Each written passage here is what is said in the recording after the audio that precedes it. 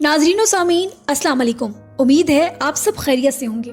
आज हम आपके लिए एक छोटी सी एक नौजवान की कहानी लेकर आए हैं। ये कहानी है तो छोटी सी मगर इंतहाई सबक आमोज है, तो हमारे साथ रहें और इस कहानी को तवज्जो से सुनिए। उम्मीद है आपको पसंद आएगी। एक नौजवान अपने बूढ़े माँ बाप के साथ किसी महंगे होटल में खाना खाने गया।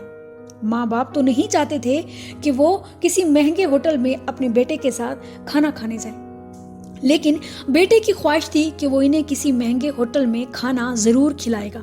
इसलिए जैसे ही उसे पहली तनख्वाह मिलने की खुशी में वो अपने माँ बाप जैसी अजीम हस्तियों के साथ शहर के सबसे महंगे होटल में उन्हें दोपहर का खाना यानी कि लंच करवाने का प्रोग्राम बनाया और उन्हें ले गया।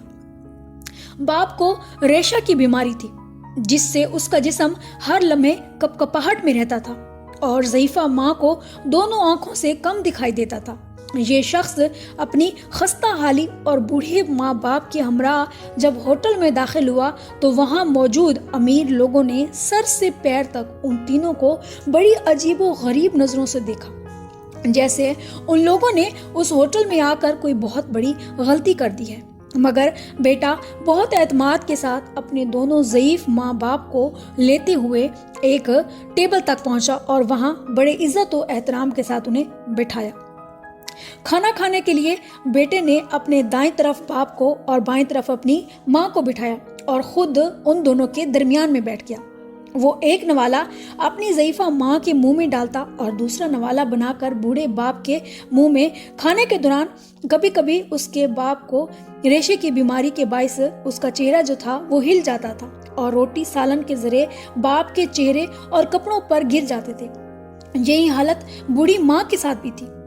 वो जैसे ही माँ के चेहरे के पास नवाला ले जाता तो नजर की कमी के बायस वो अनजाने में इधर उधर देखती तो उसके भी मुंह और कपड़ों पर खाने के दाग पड़ जाते। इर्द गिर्द बैठे लोग जो पहले ही उन्हें बड़ी हकीर नजरों से देख रहे थे वो और भी मुंह चिढ़ाने लगते कि खाना खाने की तमीज नहीं है और इतने महंगे होटल में ये खाना खाने आ जाते हैं।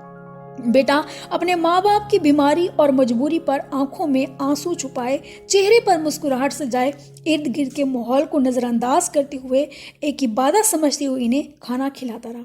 खाने के बाद वो माँ बाप को बड़ी इज्जत और एहतराम से वॉश बेसन के पास ले गया। वहाँ अपने हाथों से उनके चेहरे साफ किए, कपड़ों पर पड़े दाग धोए और जब वो इन्हें सहारा देते हुए बाहर की जाने लगा तो पीछे से होटल के मैनेजर ने आवाज दी और कहा, बेटा हम तुम सब के लिए एक कीमती चीज छोड़े जा रहे हो। उस नौजवान ने हैरानगी से पलट कर पूछा और कहा कि कौन सी चीज मैं कीमती आप लोगों के लिए छोड़े जा रहा हूँ। मैनेजर अपनी ऐनक उतार कर अपने आंसू पूंछते हुए बोला, नौजवान बच्चों के लिए सबक और बूढ़े माँ बाप के लिए उम्मीद। अगर तुम जैसे नौजवान इस मुआशरे में जिंदा हैं जो अपने बूढ़े माँ बाप की कदर करना, इज्जत करना, उनकी खिदमत करना जानते हैं तो यकीनन ये हम सब के लिए एक बहुत ही कीमती चीज़ है।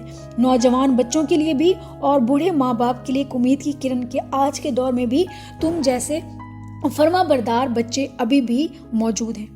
तो दोस्तों आज की इस नौजवान की कहानी के साथ हमें ये सबक मिलता है कि अगर हमारे माँ बाप जितने ही पढ़े लिखे ना हो, मॉडर्न ना हो, जितने ज़ईफ हों, ठीक से चल फिर ना सकते हो, खाना ना खा सकते हो, तो इसका हरगिज़ ये मतलब नहीं कि वो आपके लिए बायसे शर्मिंदगी है। अपने माँ बाप पे हमेशा फ़ख्र करें जिन्होंने आपको पैदा किया, आपकी अच्छी परवरिश की, आपको पढ़ा लिखा कर इस काबिल बनाया कि आप अच्छे किसी कंपनी में, किसी फैक्ट्री में जॉब कर सके और पैसा कमाकर किसी महंगे 5 स्टार रेस्टोरेंट में खाना खाने जा सके।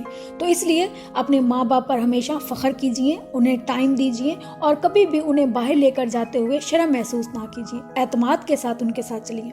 उम्मीद है हमारी आज की ये वीडियो आपको पसंद आई होगी और क्योंकि इस वीडियो में तमाम नौजवानों के लिए सबक है कि बूढ़े माँ बाप की हमेशा